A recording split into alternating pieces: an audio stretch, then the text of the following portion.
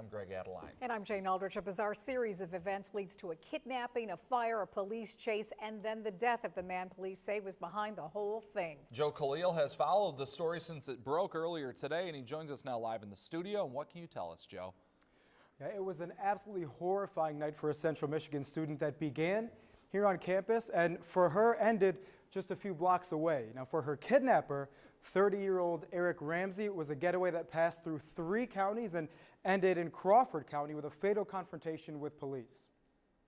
Last night around 10 o'clock, police say Eric Ramsey was in CMU Student Activity Center's parking lot and spotted the student walking alone to her car. As she was opening the door, ready to get in, she felt a gun on her shoulder saying, "Scoot over."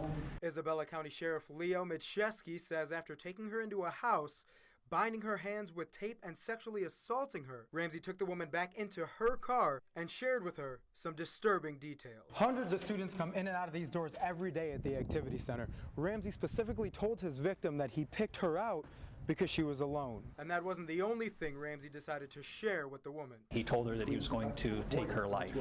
At that point, fearing for her life, she ended up jumping out of the moving car. A move that CMU Police Chief William Yeagley says saved her life. She's a hero. She's a strong individual who found herself in a horrible situation, had to make very tough decisions, and was very brave. The woman ran to the nearest house and called 911 from there. Ramsey followed her. He couldn't get in, so he ended up getting the gas cans and dousing the whole house with gas and lighting it on fire. Ramsey then headed north, crashing the victim's car in Gaylor, then fleeing and stealing a truck, which he crashed into a Crawford County deputy's patrol car, but not before updating his Facebook with this chilling post. "Well, folks, I'm about to get shot.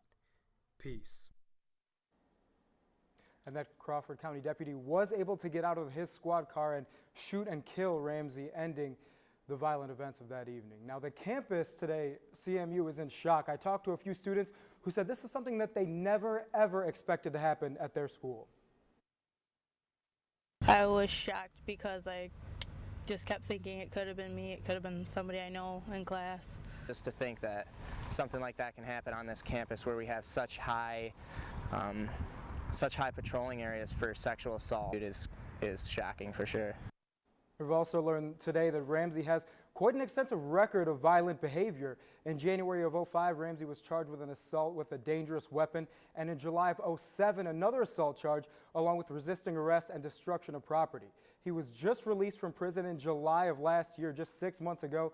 Now, police aren't releasing the identity of the victim in this case, but again, they say that her bravery and her quick thinking are really the reason that she's still alive today. All right, Joe, thank you.